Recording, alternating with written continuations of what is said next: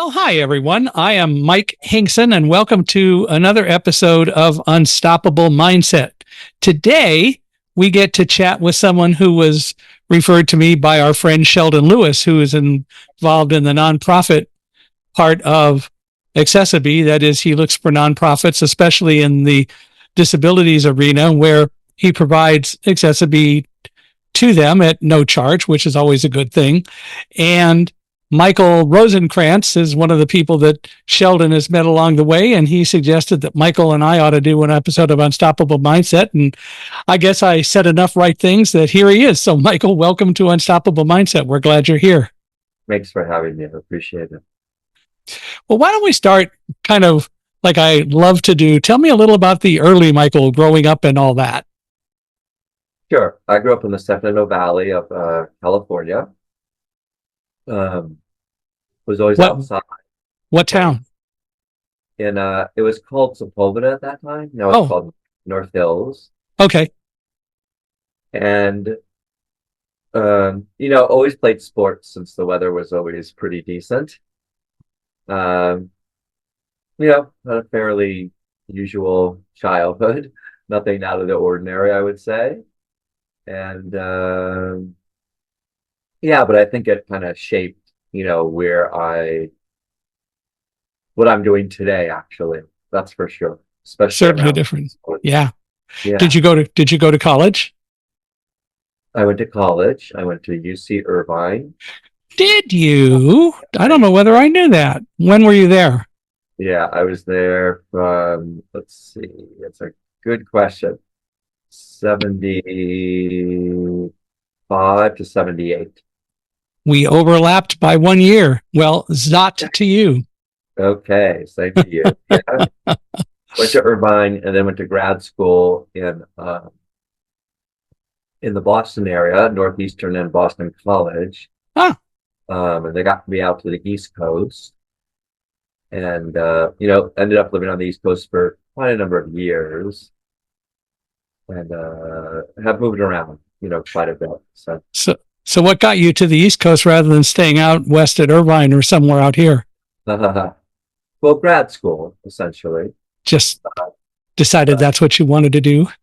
Yeah. I had a professor at Irvine, had started a program at Boston College that I was very interested in. And so I ended up, driving in a U-Haul cross country and with him. And spent a couple years at Boston College and a little bit more than a year and a half at Northeastern University. So what was your bachelor's degree in? Bachelor's degree in political science. Started out as wanted to be a dentist, but that was very short-lived, as I didn't do well in chemistry and such. And ended up changing. And, all for the best, of course. All for the best. So what were your graduate degrees in? In sociology. And also in business.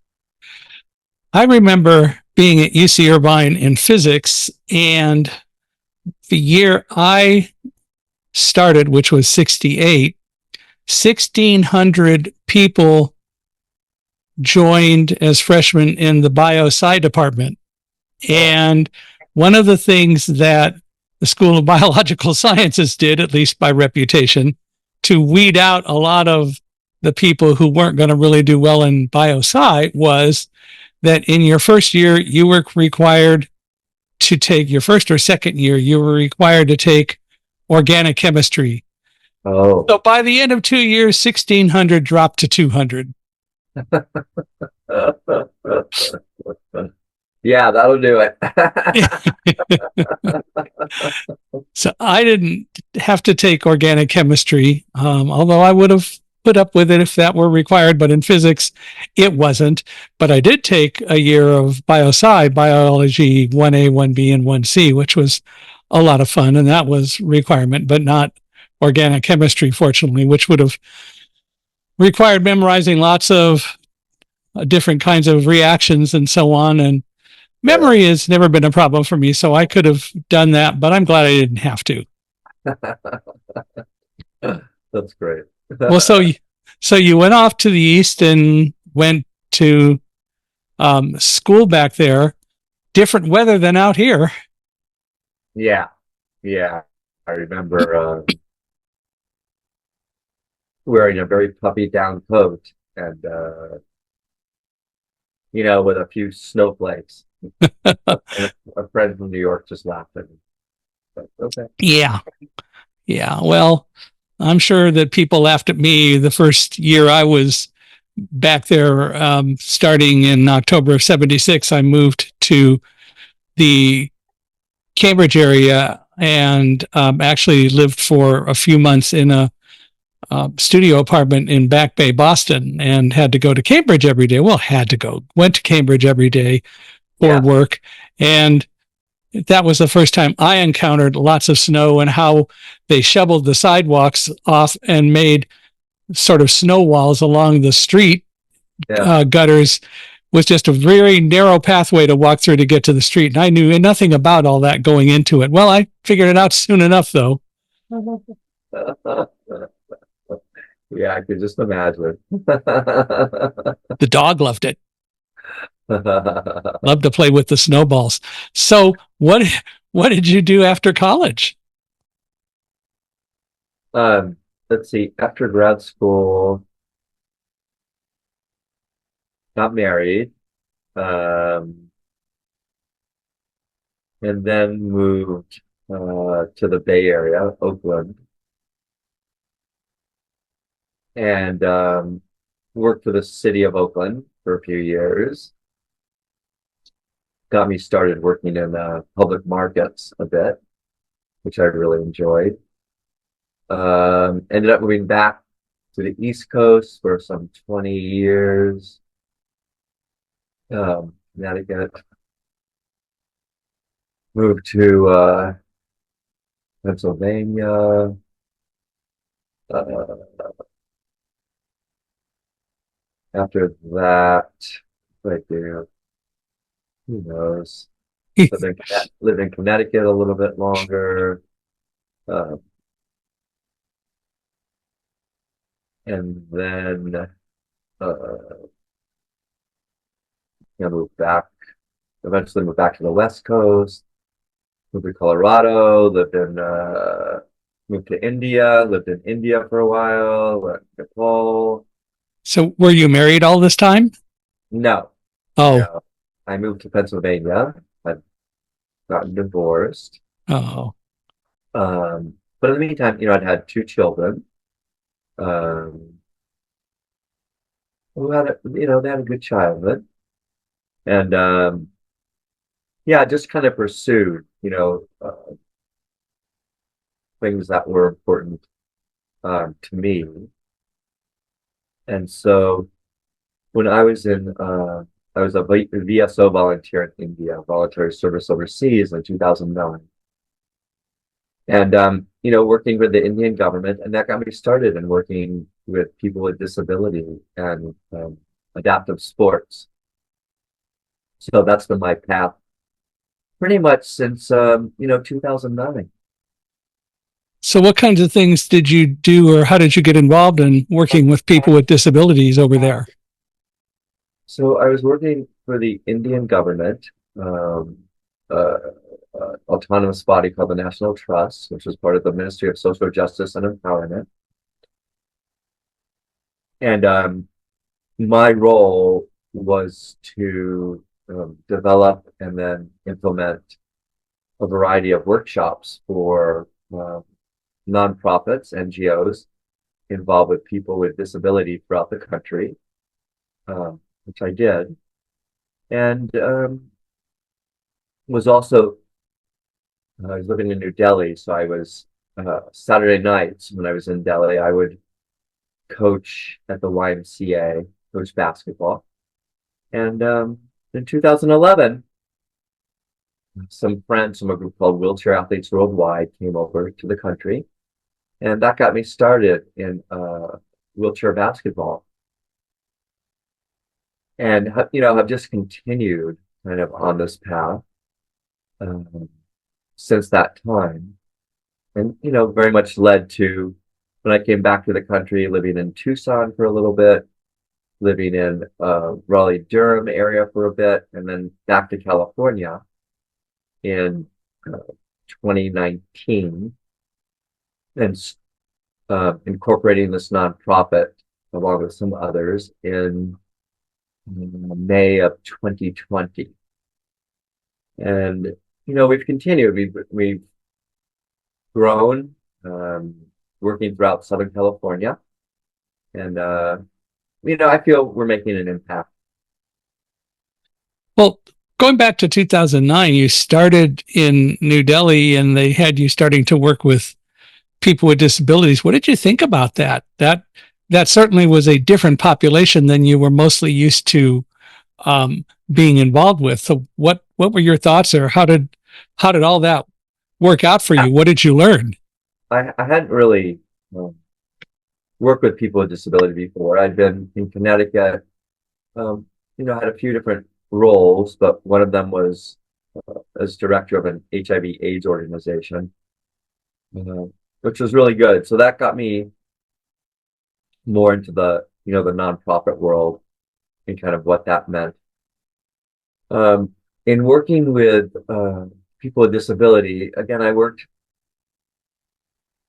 primarily with the NGOs, with the organizations, teaching them about fundraising and strategic planning, you know, things to keep them really going and growing, becoming sustainable. So, in India, disability looks different than it does here. If you live in a village, a rural area, difficult, definitely. The thing that I learned, though, I think, was about advocacy and how important advocacy is.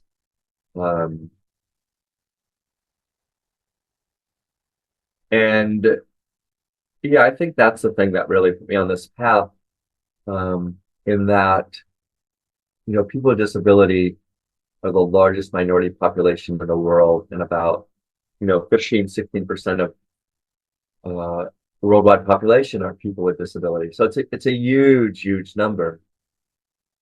And even, in India, even without the kind of resources that we have in the US, there was a lot of movement in terms of trying to make structures, much more accessible. I saw the fight that advocates had, and I realized that this is very much a social justice issue, and so that really appealed to me. And then the sports aspect, where in India there weren't a lot of adaptive sports,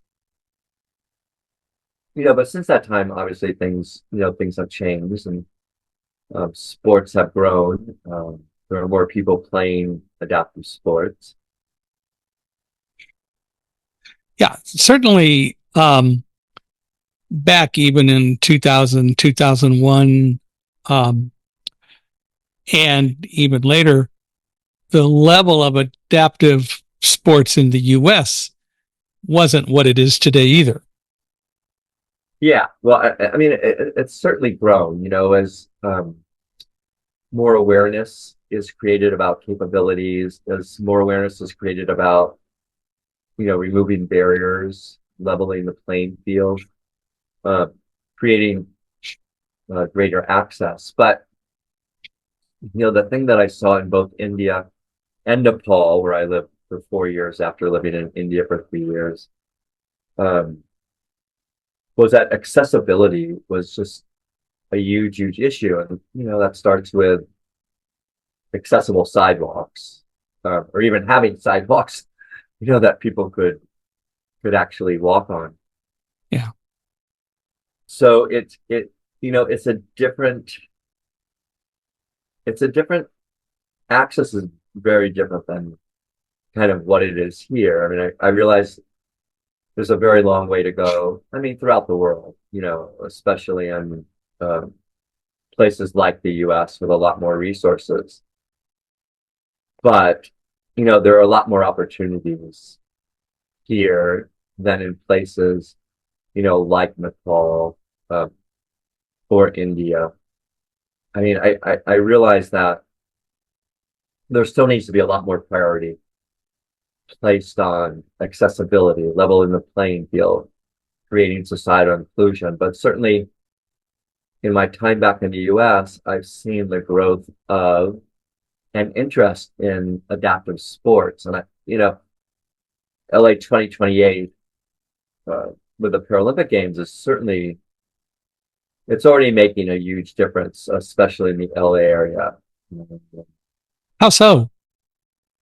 Well, so you have LA 2028, is fully functional. And so staff from LA 2028, I see them at a number of adaptive sport fairs. I see the city of LA growing their programming in terms of adaptive sports. So I see my friends' organizations, Triumph Foundation, Angel City, which are in the LA, greater LA area, just doing a whole lot more. And there being a lot more interest from people with disabilities in participating, but also in kind of the able-bodied neurotypical community, volunteering a whole lot more. So I think, all of those things with this goal of really making, a huge impact in 2028 is making a difference. But, it has to continue, right? You have to have more municipalities creating adaptive sports and leveling the playing field. And so, that's one of the things that I'm working on. Not necessarily with LA 2028 in mind, but more, um, Southern California is an area where the weather is fairly good, and so you can play, all year round, and therefore, why aren't there adaptive sports being offered on a consistent basis in municipalities throughout Southern California? So all of these things, and then you have Move United, which is the industry chamber of commerce, which is really making a difference. And I see more adaptive sports organizations joining, with Move United. So it's happening. Change happens slowly, but I can see lots of light and lots more offerings, especially throughout Southern California. Something that I kind of wonder, and I ask the question, not being well educated in the whole area of adaptive sports, but in general, in some ways, philosophically, adaptive sports is still a separate but potentially equal environment. Can people who participate in adaptive sports be integrated into actually participating just in the regular sporting events, or are they so different that there's no way to really integrate the two? And I ask that because I did have someone as a guest a while ago who was talking about like wheelchair marathoners who actually go faster than regular runners, and so uh, is that an advantage or a disadvantage or whatever? But are there ways to integrate any of the two so that you could have so-called able-bodied people, and I use it in that term, um, participating with people, say, who are in wheelchairs or whatever? Yeah, that's a really good question. A few years ago, when I was living in Tucson, we had a summertime wheelchair basketball league, and so you had people with disability participating with people, who are able-bodied, and it was, yeah, I thought it was great. It was really fun. A true inclusion. Um, the program that I run in Riverside, an after-school program, City of Riverside, It's for children, and that is an inclusive program. So I think in many cases, yes. And I think that, schools and some other programs are looking to do more inclusive sports. Um, but I don't think it's always the case. Right. That is, I think there are times with certain athletes with certain abilities that it makes sense to have,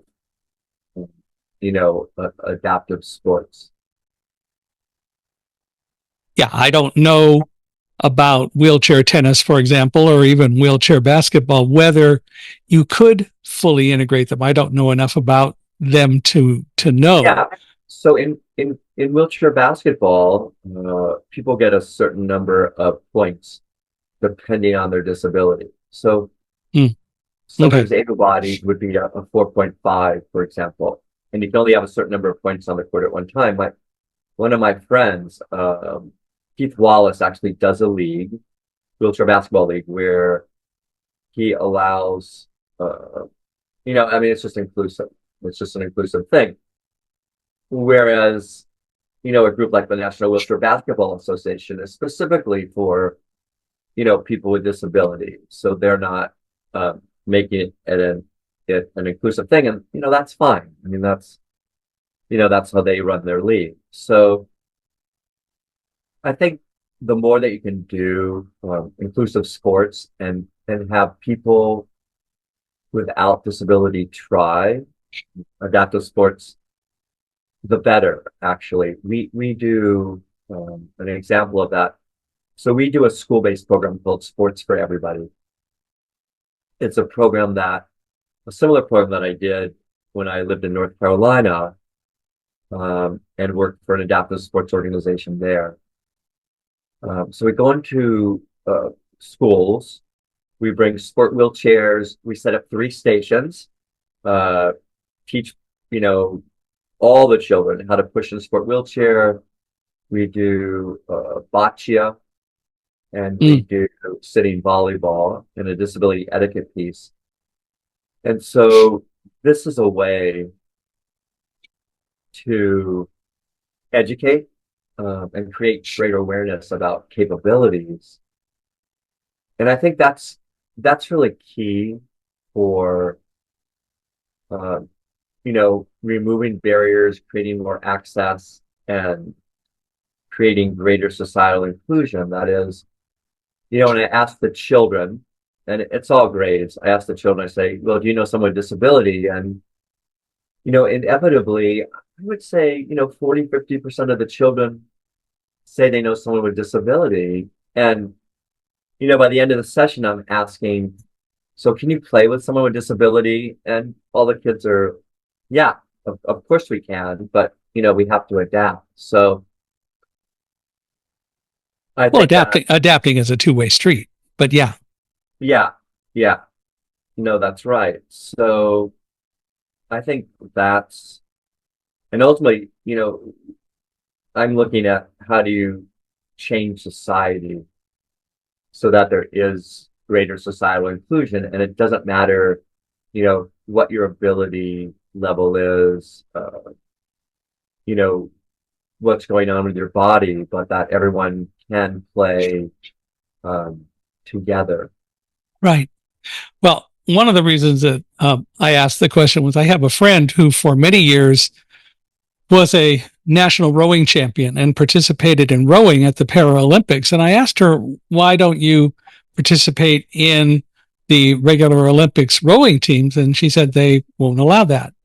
Yet, and she acknowledged that eyesight isn't an issue in rowing, but maybe that will change over time, but it is a growth issue. Just the presumption that disability means you can't do the same things that other people can do.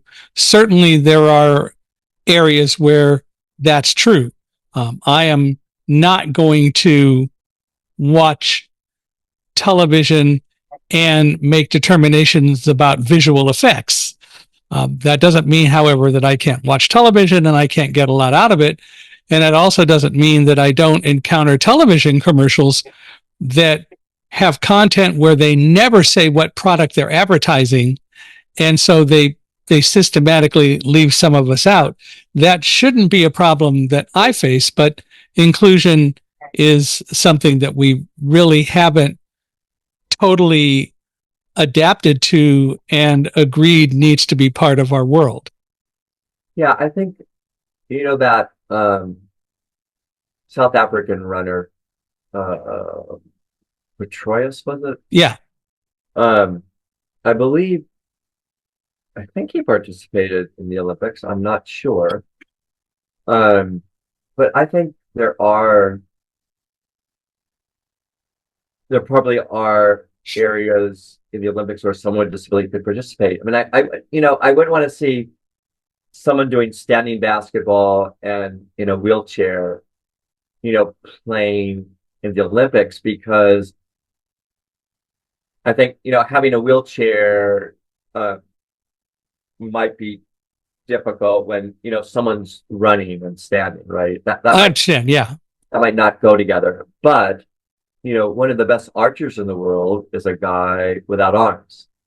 And so, why couldn't he participate in the Olympics? I mean, he may choose to participate in the Paralympics, but yeah, there probably are like a full range of sports where, it shouldn't really matter whether you have a disability, but that you could participate, in the Olympics, because they're all, when it comes down to it, Paralympics, Olympics, I mean, these they're all elite athletes, and they're just incredible people. Some may just have, a disability, but it shouldn't really make a whole heck of a lot of difference. I think for, recreation programs that you can do a lot more inclusion. And, but just being aware that some people need one-on-one assistance. So again, I kind of celebrate when, like the programs that I do, especially with youth, are inclusive. Mm-hmm.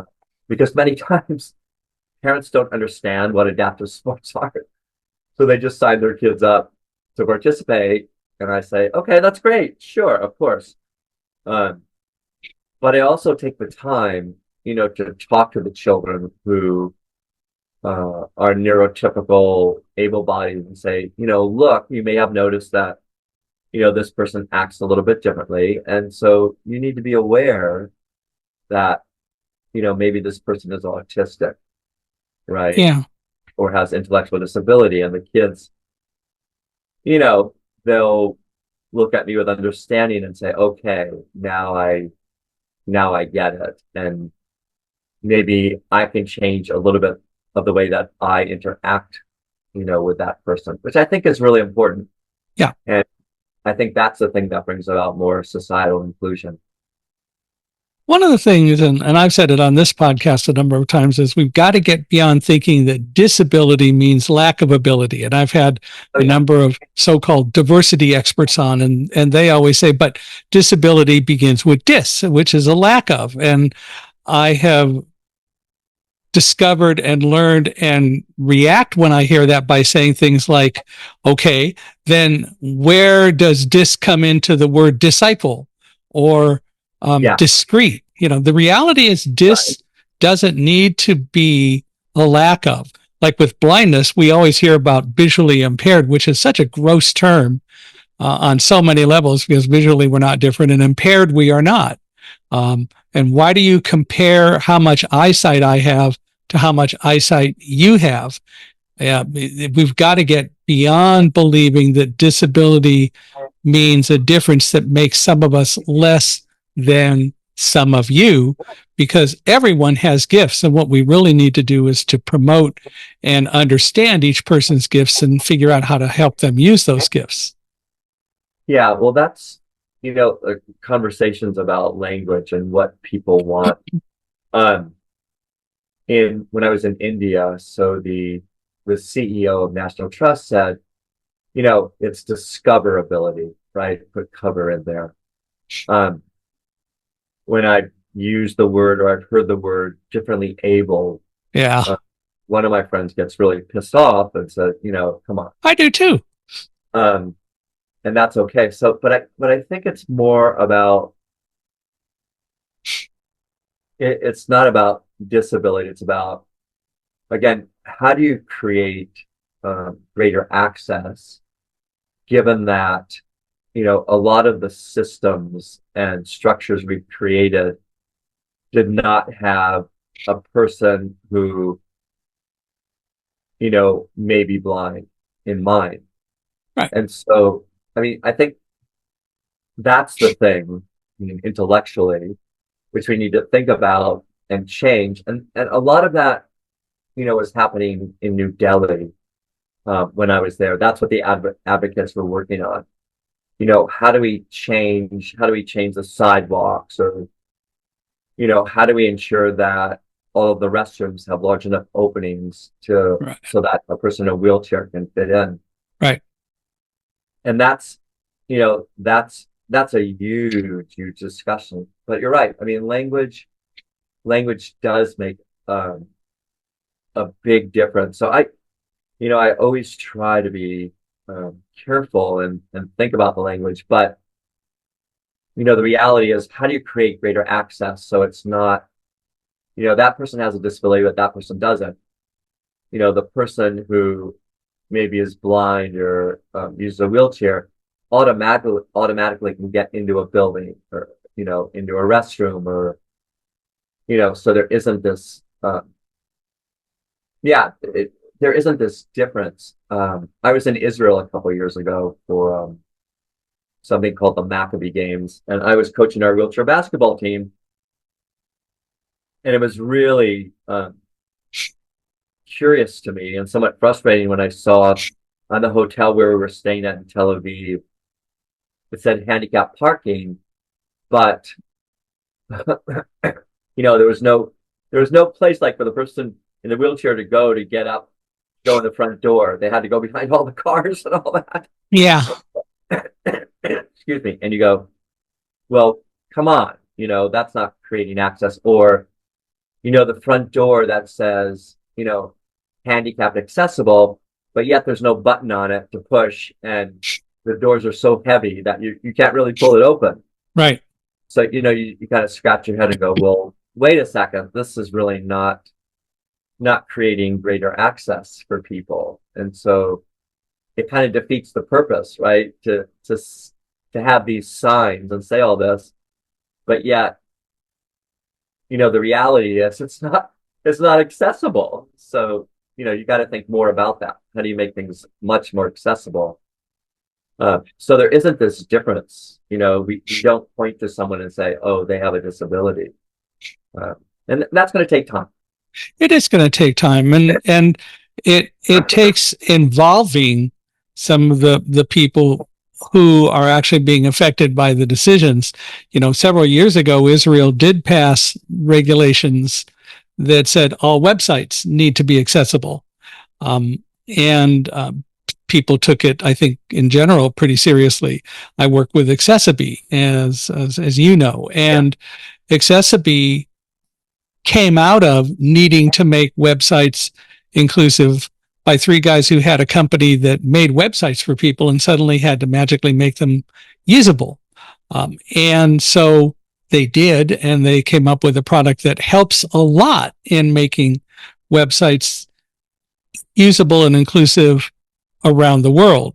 Lots to do, and they're working on a lot of projects with that. But still, yeah, it's all about really involving the people who are affected by the decisions that you make. And clearly, if someone said that something was accessible like a door, but they didn't have a button, you got to kind of wonder, who did they ask or where did they consult to decide that made it accessible? And so, much less using the word handicapped in today's Yeah. world, more and more we're recognizing not a good thing to do. But, one of the things that I hope over time people will recognize is that disability is really a characteristic that everyone shares. It just Yeah. manifests itself differently. I mean, you're light dependent, so if the lights go out, you're in a world of hurt. Doesn't Yeah. bother me a bit. But the reality is that we've got to raise consciousness, and it is a process. It is a slow process, and there are just so many areas where there is a lot of work to be done. But I think it's also important that we really try to get the work done. And if people refuse to listen, sometimes we have to take a harder stance than we might have in the past. But it is what we got to do. Well, as I say to the children that we educate in our Sports for Everybody program, if you live long enough, you're going to have a disability. I mean, there's no getting around that. And so, understanding that now, um, and again, I keep talking about creating greater access, and thinking about that I think is really, really important and very key. I think about what's going on in Gaza now. And of course, there are going to be many more people with physical disability. And, Israel has a center for people with disability to play sports and all that. Um, Obviously, we don't want to create, more people who are amputees, but, Right. Given the state of the world, you got to think about, we are creating more people with disability. There's no doubt about that. Yes. But then how do we help those people once, hopefully wars end, to participate fully in society? And it is about removing barriers, uh, making the world very accessible to everybody, with an emphasis on body, no matter what their ability, who they are. So it's, for me, it's personally, it's really important to create lots and lots of opportunities and ensure that these opportunities are accessible. Whether it's sports, whether it's art, whether it's being able to go to a professional sporting event, uh, it's about it is about educating people too. A colleague and I actually train coaches, ice skating coaches at our local iceplex, and working with people who are autistic, people with physical disability, people with other developmental disabilities. And so now we're embarking, hopefully, on a program to train municipal parks and rec staff about working, with people with all different abilities. And part of that, Michael, is it's demystifying working with people with disability. Because I think many people think, there's this magic, right? And I can't do it because I've never been trained in how to work with someone with disability. But I don't think that's it. For me, it's been a matter of just experience, just getting in there and doing it and learning, through sometimes making mistakes, but learning from those mistakes and saying, okay, I love sports. And so, I can work with anybody. And that's proven to work, very well, from nonverbal people, to, people who are deaf.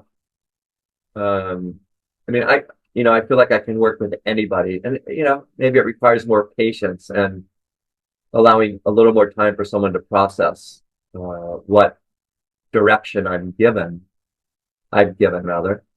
But still, it's, and I think that gets back to your question of, should we have more inclusion? And I think probably over time we will. But again, it's this kind of taking the mystique out of working, Mhm. with someone who just has different abilities, and who um, does take longer to process, direction. Well, and the reality is people with what are more traditional disabilities or not, the bottom line is that not everyone has the gifts to do some things. Not everybody's going to be good at basketball or tennis or golf. There are some blind people who play golf. And there are many blind people who don't play golf. There are some sighted people who play golf and are good at it. There are lots of people who don't play golf or who play at it but aren't very good. The reality is that we need to not make the so-called disability the reason why something doesn't work. People say to me all the time, well, of course, you didn't know what happened on September 11th, even though you were in the building because you were blind, you couldn't see it. And of course, my response to that is, you've got it all wrong, as usual. And I don't say the as usual, but you've got it all wrong. The airplane hit 18 floors above us on the other side of the building. How was I supposed to know? How was anyone supposed to know what happened? I went down the stairs with thousands of people who had no clue what had happened because they didn't see it. And it had nothing to do with seeing it or not seeing it. Clearly, we had to get out of the building because of the way the building behaved. But you don't blame it on someone's so-called disability. It's more common sense than that. But we haven't learned to do that collectively yet. And I hope it is something that over time people will come more to realize. Yeah, again, I think it's more about, is there is there an opportunity for someone to come out and try golf or Yeah, basketball right. to see if they like it? Because, there's so we do golf. We did golf yesterday. And, that's not one of my favorite sports, but, for the athletes who came out who wanted to play, great. And they like it, good. I mean, I was egged on, to try and do it. And it took me, let's see, how many shots did it take me? 5 or 6 shots for me to hit the ball, And it's like, golf is not my game. I Well, just, my so my my British, New Zealand, and Australian friends notwithstanding, golf is still faster than cricket. But I guess. so I've So heard. yeah, but it's more about, yeah, I think the key word here, as I keep saying, is access. And Correct. if the sport, if the art class, if the dance class is not offered, then certainly, we put up barriers to participating. And so that's where things need to change. Again, for me, it comes back to leveling the playing field, no matter what that playing field is. It could be art, it could be dance, um, whatever. So that's where we all need to participate. And that's where, municipalities, I feel, have a very key role, because they're managing, uh, fields and community centers and all that.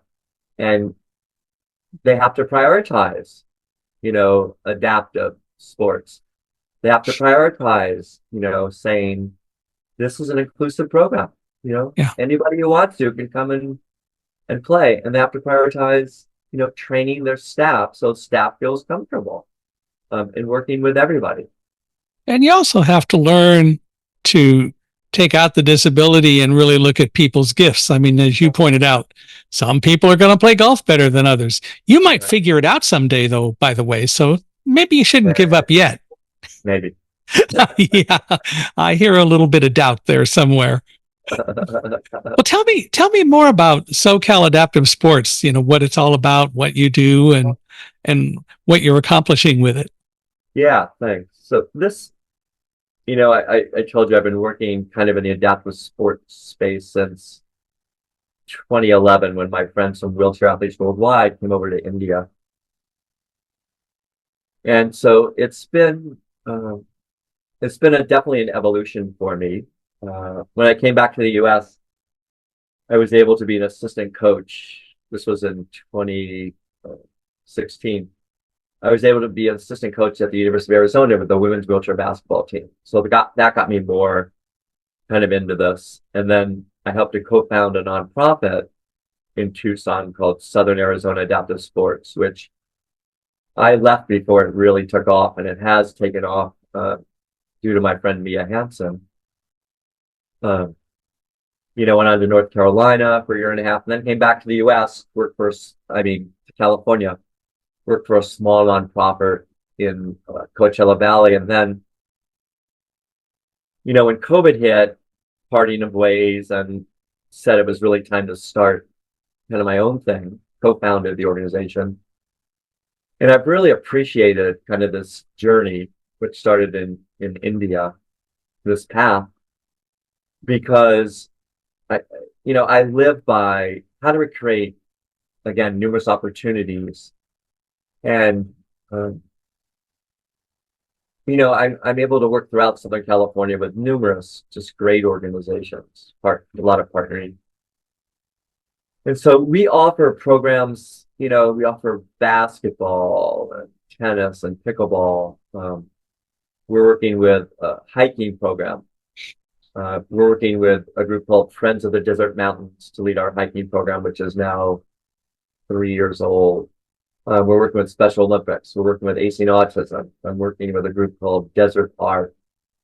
We go sailing. So we work with a group called California Inclusive Sailing. We work with Challenge Sailors in San Diego. We've done trips to a place called Pathfinder Ranch where athletes can participate in numerous activities. We've gone to professional sporting events. As I mentioned earlier, we're doing after school programming. I'm working with a school district. We've worked with over 3,000 children at Coachella Valley Unified School District. And now we're going to start working with other school districts. So it's really, it's a lot of different things that we offer. I think in an effort to, again, level the playing field, a lot of education, which is vital. A lot of teaching life lessons through sports. And it's about I can, as opposed to I can't do this. And when I coach, if one of the athletes says, this is too hard, I can't do it, I say, you need to try it, and yes, you can. And then they do. And ultimately, that leads to other things, right? That leads to maybe I can wash my clothes. I can wash my dishes. I can get a job. I can get an apartment or a house. And I think that's the really important piece. That's a really important piece, again, for me. It's not just playing sports. It's playing to the best of your abilities, whatever, those are. But then it's taking all of that and saying, okay, I'm going to make decisions for my life and what I'm passionate about and what I want to do. Yeah, because the usual I can't isn't that they can't, it's that they've learned through whatever society has offered them that they can't, when that isn't necessarily true at all. Well, I think that's right. And so I provide, I don't coach anybody differently than I coach anybody else. I mean, maybe, for some people, obviously I, have a bit, well, I have patience, but maybe have a bit more patience, wait a little bit longer for a response and all that. But I push people, because I think it's important to do that. I don't think it's okay for someone to say, well, I can't do it because it's too hard. Well, no, you're going to try it. And, if you can't do it after really trying, that's okay. But you're not just going to give up, because you're not going to give up, Yeah. Yeah. We are taught all too often, all too much, to give up rather than really being curious and really exploring and trying. Yeah. I've been, we have the BNP Purvis Open happening for the next couple of weeks out in Indian Wells. And was able to see, one of the women tennis players. And, I thought, wow, this woman hits the ball so hard. She's only 21. But, she's been doing that for hours, endless hours, every day. Um, and it's not to say, that I'm going to spend endless hours shooting hoops, but I'm going to play as much as I need to so that, I can compete on some level. And excuse me, I think the same thing for, the athletes that I've been working with. It's you may not play every day, right? You may not, but in the time that we're together, we're really going to push, and we're all going to play to the best of our abilities. Yeah. How do we really work to level the playing field? Well, I just had an article published on the National Parks and Recreation website. And in that, I wrote about municipalities. And as I indicated earlier, I said, municipalities really have the power to change things. Again, because, they have the infrastructure, they have the facilities. So it takes them, again, to prioritize adaptive, inclusive sports, and really push this stuff. So I see municipalities doing adaptive sport fairs, right? Where I'm seeing more municipalities offer, adaptive sports. Excuse me. I think that's going to really change. That's going to really level the playing field. I think as our younger people, and even, those of us my age and older, have greater acceptance for removing barriers and saying, hey, this person's in a wheelchair, but they want to participate. So how do I make that happen? I think that levels the playing field. I think as people become, more empathetic towards others and their situation, can put themselves in, another person's shoes, or even consider, well, what if I had to use a wheelchair for, to get around? How would I do it? Certainly that changes things. I think as we enlarge our worlds, which is not an easy task, if you've only lived in one part of the world for all of your life, and haven't experienced other societies, maybe your empathy is not as great. But, we live in a world that's very connected. And so as we have more understanding, that also levels the playing field.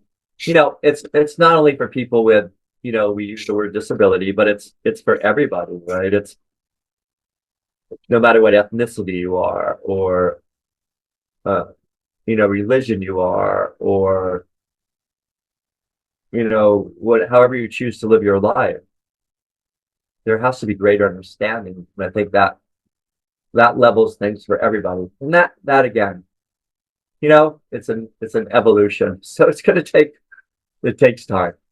Yeah. It is a process, and we do need to be committed to doing it, but it is a process, and hopefully we'll get there. Yeah. And that we'll see a lot more inclusion than we do. My late wife was in a wheelchair her whole life. I remember once at Christmas time, we wanted to go see the Rockettes, and we went to Radio City Music Hall, and they were supposed to have accessible seats. And they didn't. They didn't move things around so that people in wheelchairs could have a seat.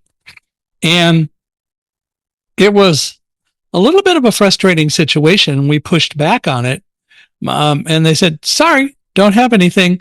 And the next day, we called and talked to people at Radio City, and then a couple of days later, miraculously, they found accessible seating for Karen, where she and I could sit next to each other. And and it worked out. But it was just interesting the cavalier attitude that they had when Radio City Music Hall, of all places, shouldn't have even had that issue come up, but it did.